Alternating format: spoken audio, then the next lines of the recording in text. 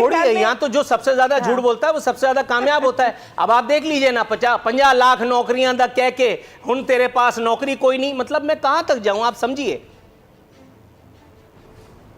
नहीं, नौकरियां आप देखें, आप फैसलाबाद को देखें, वहां पे तो कोई मजदूर किसी फैक्ट्री से टेक्सटाइल मिल्स जो है 100% उस पे कैपेसिटी पे चल रही है, वहां मजदूर ही कोई नहीं मिलता है। नहीं तो मैं तो कराची में रहता हूं, फैसलाबाद क्यों देखूं? इंडिया से वो डाइवर्ट होके पाकिस्तान आ गई है। नहीं, मैं तो फैसलाबाद में नहीं रहता, मैं फैसलाबाद क्यों देखूं? वहां पे भी हर जगह इंडस्ट्रियल जोन्स का इजरा हो रहा है। सीपैक आपका अल्हम्दुलिल्लाह बिल्कुल बहुत तेजी से पेशरफ्त कर रहा है। अच्छा, सीपैक सिर्फ आप लोगों के बयानात में ही जिंदा है, वैसे आपस की बात है, उसके हवाले से कोई कभी काम की खबर, कोई जेन्युइन खबर ना देखने को मिलती है, ना सुनने को मिलती है, ना सीपैक के जो जिम्मेदारान हैं कभी वो आकर के प्रेस ब्रीफिंग करके पीआईडी में कभी हमें कुछ अवेयरनेस दें, कभी बताएं कि भाई आज ये हो गया, कल वो पुल बन जाएगा, फिर उसके बाद बिजली के ये मंसूबे बन जाएंगे। ये उज़्मा कारदार और आप जैसे लोग ही आकर के बताते हैं कि फैसलाबाद में मजदूरों ने लैंड क्रूजर खरीद ली और वहां पे इतने तेल के कुएं निकल आए।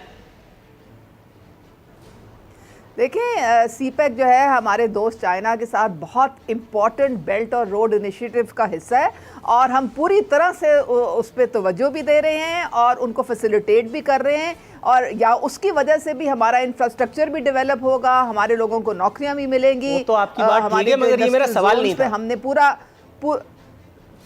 नहीं, आप कह रहे हैं ना सीपैक को कोई आप तवज्जो नहीं दे रहे हैं या उसमें कोई प्रोग्रेस नहीं हो रही है। बिल्कुल हो रही है। मैंने सीपैक की अहमियत पे मजमून लिखने के लिए थोड़ी कहा था आपसे। मैं तो ये कह रहा था कि ये सीपैक की जितनी टेंटें हैं ये सिर्फ पीटीआई वालों के मुंह से ही सुनने के लिए मिल रही है। कभी कोई सरकारी आदमी, कोई ऑफिशियल आकर के इसके बारे में कोई ब्रीफिंग नहीं देता, हमें पता नहीं चलने पाता। आप मिस कर गई, थोड़ा सा सब्र कीजिएगा, मैं आता हूं जी। राना साहब, इससे पहले कि ब्रेक की कॉल दे दी जाए, मैं जनरल आसिफ बाजवा को लगाया सिर्फ सीपैक के लिए गया था।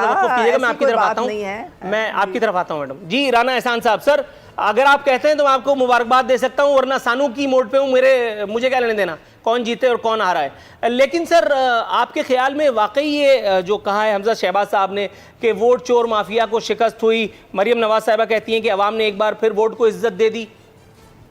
बिल्कुल, देखें, ये डस्काट का जो इलेक्शन है ये पीटीआई बकौल इनके जीत गई थी 19 फरवरी को, जब धुंध छाई हुई थी इस मुल्क के ऊपर और उस इलेक्शन के ऊपर।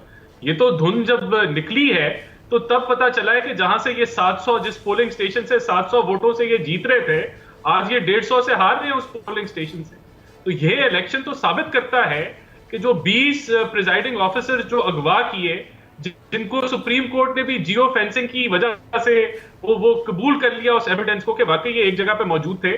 जब तक देखें आरफीन साहब, जब तक ये तो हो गया इलेक्शन, हम जीत गए और ये साबित हो गया कि धांधली ज़्यादा था, लेकिन जब तक धांधली जिन्होंने की उसका मास्टरमाइंड, जब तक आप उनको कटहरे में लाके नहीं खड़ा करेंगे तो ये आगे के इलेक्शन भी धांधली ज़्यादा होंगे। हम लोग जब तक सजा जजा के ऊपर नहीं पहुंचेंगे तब तक जो है वो मुल्क में तब्दीली नहीं आएगी। और यही जो है ये इलेक्शन, ये सर आपकी बात बिल्कुल ठीक है, लेकिन मैं गुस्ताखी माफ, ये दांत गिर जाने के बाद ही अखरोट पे लेक्चर देना क्यों याद आता है आप लोगों को? 3 दफा आपके कायदे मोहतरम कायदे तहरीक जनाब मियां मोहम्मद नवाज शरीफ साहब रहमतुल्लाह अलैह वज़ीर आज़म बन चुके, अब क्या फील्ड मार्शल बन करके ये सारे काम करेंगे? 3 दफा वज़ीर आज़म बनने के बाद क्या उन्होंने किया? मतलब उनके तमाम कारोबार अंडे बच्चे दे रहे थे, वो माशाल्लाह टनाटन चल रहे थे।